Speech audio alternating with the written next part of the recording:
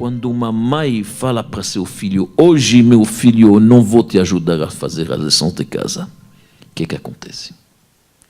Neste momento é o maior bem feito para o filho. Porque pela primeira vez ele não vai receber tudo mastigado. Ele vai ter que se esforçar. E de repente ele vai dar certo. É um obstáculo, é difícil. A primeira vez é complicado, é difícil. Como que ele vai chegar? Mas na dificuldade nasce tanta coisa boa. Aliás, na natureza é assim.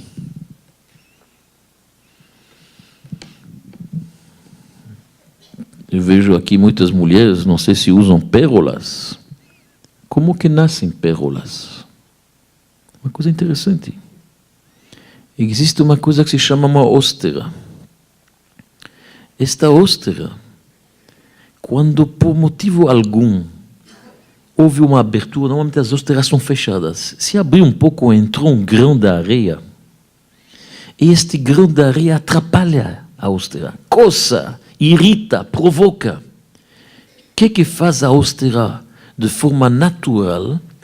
Ela cria um líquido que ela ejeta, que ela secreta, e este líquido branco vai começar a girar no redor deste grão de areia.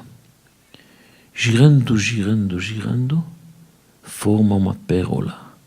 Pérola simples, 5 anos. Pérolas bonitas das caras especiais, 10 anos. A pérola nasce quando a hóstera tem uma dificuldade, uma irritação, algo que atrapalha.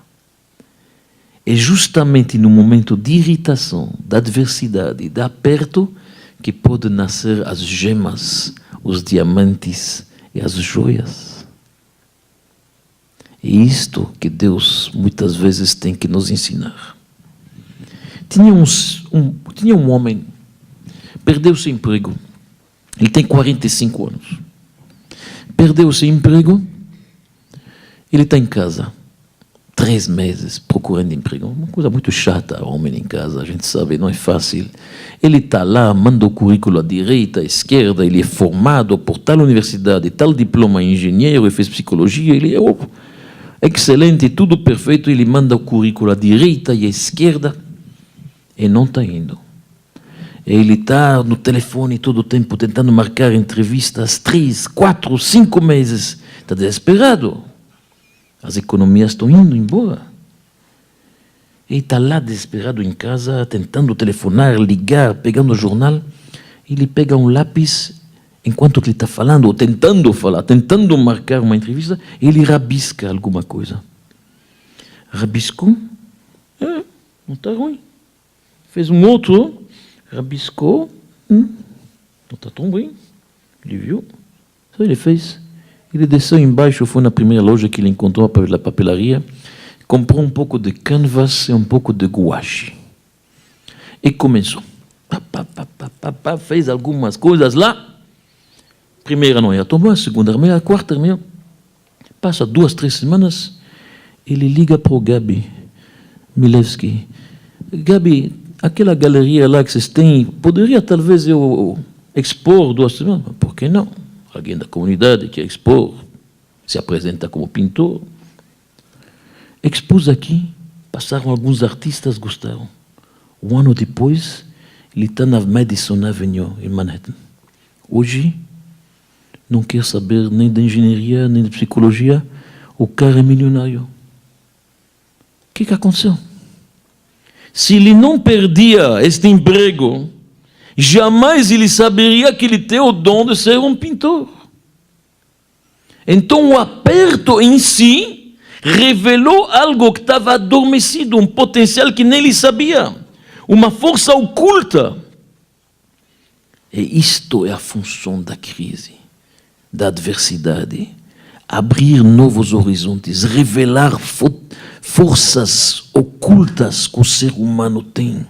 Coisas tão fantásticas, tão especiais.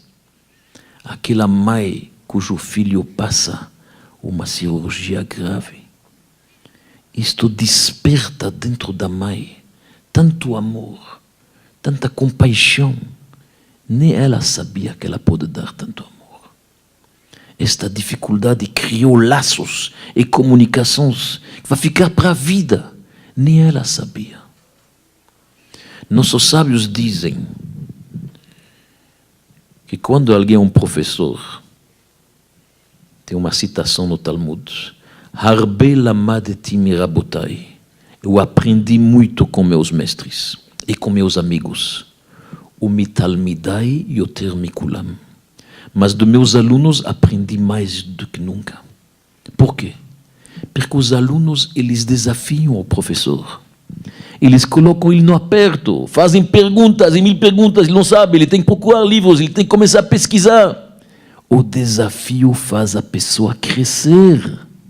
É isso que estamos tentando entender.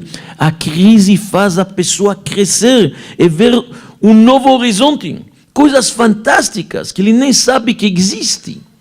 Então, meus amigos, se a gente olha bem, a gente vai ver que é exatamente nestas situações difíceis que nascem as realizações mais grandes possíveis.